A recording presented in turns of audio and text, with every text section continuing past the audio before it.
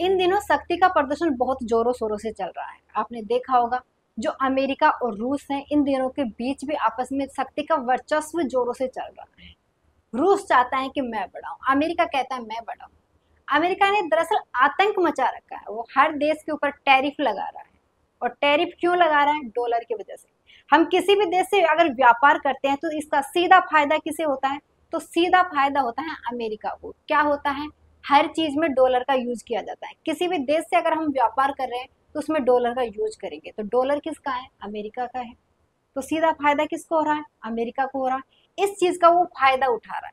और उसने अगर कोई भी अमेरिका के अंदर व्यापार करता है तो उस पर उसने टैरिफ बहुत ज्यादा लगा दिया।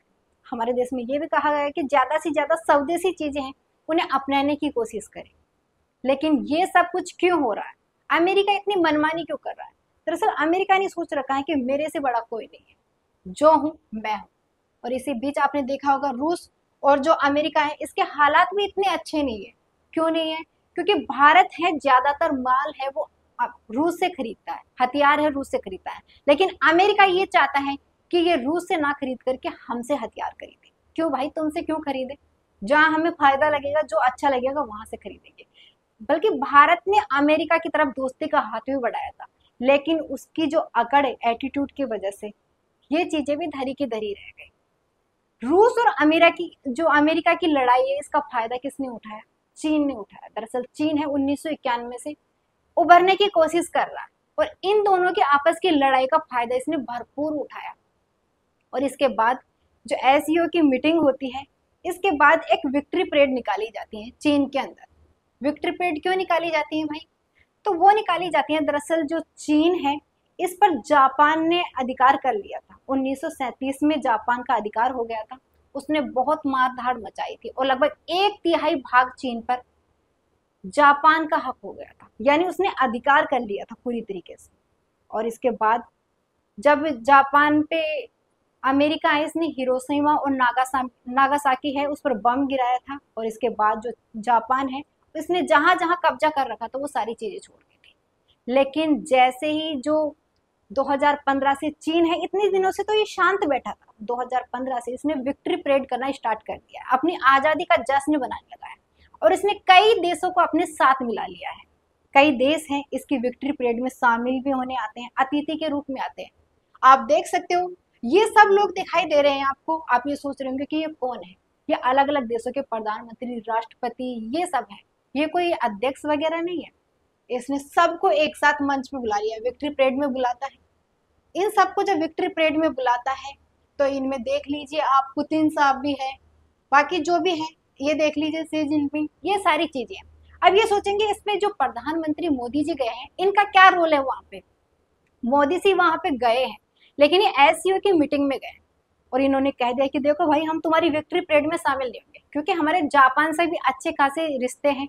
और अभी सबसे पहले जो प्रधानमंत्री मोदी है जापान जाते हैं और जापान जाने के बाद वहां से 67 बिलियन डॉलर है वो लेकर के भी आते हैं। इसके बाद एससीओ की मीटिंग है चीन के अंदर, वो भी ज्वाइन करते हैं और फिर वहां से वापस आ जाते हैं। बाकी के और देशों के जो प्रधानमंत्री, राष्ट्रपति, ये सब जाते हैं वहां पे विक्ट्री परेड में रुकते भी हैं। लेकिन जो मोदी साहब है ये आ जाते हैं क्योंकि ये बोलते हैं कि हमें तुम्हारी विक्ट्री परेड में कोई इंटरेस्ट नहीं है। जो एससीओ की मीटिंग थी वो हमने कर ली और हमारा काम है, वो चले जाते हैं। आपने देखा होगा कि ऐसे कई देश हैं वो ऐसा ही करते हैं। जैसे अमेरिका है, पाकिस्तान में आ रहे हैं तो साथ के साथ जो भारत की मीटिंग है वो भी खत्म कर देते हैं। यही बाकी के देश कर रहे हैं और इन्हीं से हमारा जो भारत है वो भी सीख रहा है। सबसे पहले ये जापान जाते हैं, जो अच्छा मित्र है वहां पे जाते हैं, और इसके बाद चीन जाते हैं और वो परेड है, एससीओ की मीटिंग है, वो करते हैं। अब विक्ट्री परेड होती है, विक्ट्री परेड में आप देख लीजिए ये सब लोग क्या कर रहे हैं, आप ये सोच रहे होंगे। तो विक्ट्री परेड के अंदर ये अच्छा प्रदर्शन देख रहे हैं, इनको देख करके आपको लग रहा होगा देखिए एक साथ ताल में ताल मिलाकर के चल रहे हैं। इतनी शानदार तरीके से इन्होंने विक्ट्री परेड की है और यहाँ पे जितने भी अतिथि आए सब ने इनकी प्रशंसा की है। वे देखो कितना अच्छा प्रदर्शन किया है। अब जो ये डोनाल्ड ट्रंप है इनका बर्थडे आता है 79 का, 250वीं परेड होती है। इसमें अमेरिका के अंदर परेड होती है। अब देख लीजिए इनकी परेड देखिए, ये भाई साहब अलग ही है, इनमें ना कोई अनुशासन है, बाकी की चीजें हैं, आराम से चल रहे हैं, कोई दिक्कत नहीं है। ये सारी चीजें करते रहते हैं। अब इन चीजों को देखते हैं तो जो मीडिया पे सभी लोग ट्वीट करते हैं और कहते हैं कि साहब इनकी परेड देखिए और चीन की परेड देखिए। लेकिन ट्रंप है, उन्होंने ये कहा है कि इनकी जो परेड है ये कुछ भी नहीं है। दरअसल परेड से कुछ नहीं होता है, सबसे ज़्यादा ज़रूरी है टेक्निकल चीज़ें। हमारी जो युद्ध करने की क्षमता है हमारे सैनिकों के अंदर अच्छी है, और जब सबसे ज़्यादा है टेक्नोलॉजी, वो हमारे देश के अंदर काफ़ी अच्छी है। अब बात करते हैं कि जो ये चीन है ये परेड मना रहा है, ये क्यों मना रहा है? तो इसके बारे में मैंने आपको बताया है कि जापान ने आक्रमण किया था और इसका 1/3 भाग है इस पे इसने कब्जा कर लिया था। उस वक्त जापान इतना अच्छा नहीं था जितना अच्छा और सीधा साधा वो अब दिखता है। पहले ये बहुत ही क्रूर शासक थे वहाँ के। चीन के अंदर जब इन्होंने आक्रमण किया था तो जो औरतें हैं उनके साथ रेप किया, बच्चे हैं इनको मारना पीटना। जो लोग हैं उन्हें क्या करते थे, आधा जमीन के अंदर गाड़ देते थे। बाकी जो इनके कुत्ते हैं उनको ऐसे छोड़ देते थे कि इनको आधा शरीर ऊपर है, वो आराम से खा सके। जैसे आपने देखा होगा बकरी है, आप गांव में रहते हो तो इन चीजों को देखते होगे। उन्हें क्या चाहिए, पेड़ पौधों से हरी भरी पत्तियां चाहिए, फ्रेश पत्तियां चाहिए। तो क्या करते हैं, अगर आसपास नहीं होती है तो दूर से तोड़ करके ला करके एक टहनी पे बांध देते ताकि वो अच्छे से उन्हें खा ले, उन्हें लगे कि ये सारी चीजें फ्रेश है। ऐसा ही इन्होंने जापान वालों ने किया था। जो चीन वाले हैं इनका आधा धड़ जमीन के अंदर आधा बाहर, इस तरीके से इनकी हालत की थी। बहुत ही बुरा मंजर था, वो देखने लायक मंजर था। इस तरीके से उन्होंने इसके साथ ये सब कुछ किया था। इसके बाद जो अमेरिका है चीन के समर्थन में उतरता है और जो जापान के हिरोशिमा और नागासाकी पे बॉम्ब गिराता है।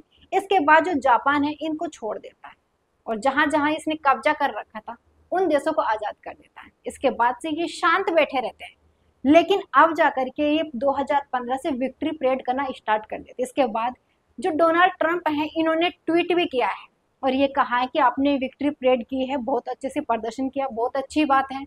आपको मेरी तरफ से जो पुनीत भाई साहब हैं उनको भी बधाई देना। लेकिन आप ये सब तो नहीं भूल गए कि जो ये आप विक्ट्री परेड मना रहे हो किसकी वजह से मना रहे हो? ये हमारी देन है, हमारी वजह से ये सब कुछ कर रहे हो। अब जो अमेरिका है इसके सामने सबसे बड़ी मुसीबत कौन बनी हुई है? वो बनी हुई है चीन। चीन कैसे बनी हुई है? दरअसल सबसे पहले तो वो रूस से लड़ रहा था कि रूस की जो ताकत है वो ज्यादा बड़ी ना हो जाए। लेकिन धीरे धीरे इन दोनों की लड़ाई के बीच में जो अमेरिका और रूस की लड़ाई, इसके बीच में चाइना है वो बहुत ज्यादा ऊपर उठ चुका है। यानी अब जो अमेरिका है इसको टक्कर देने वाला कौन है? सिर्फ चीन।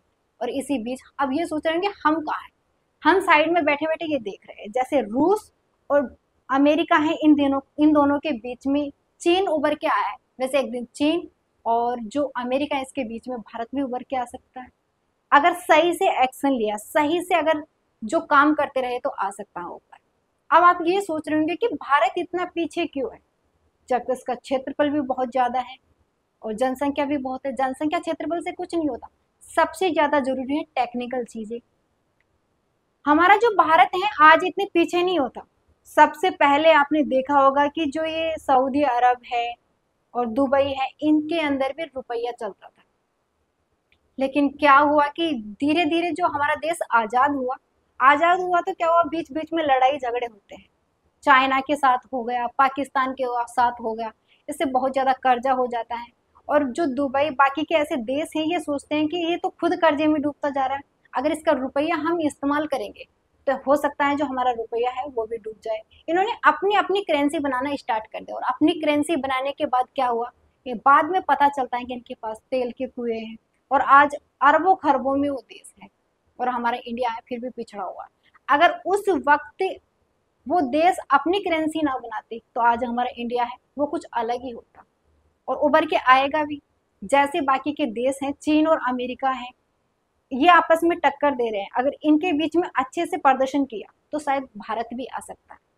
ऐसी वीडियो देखने के लिए आप हमारा चैनल सब्सक्राइब करें।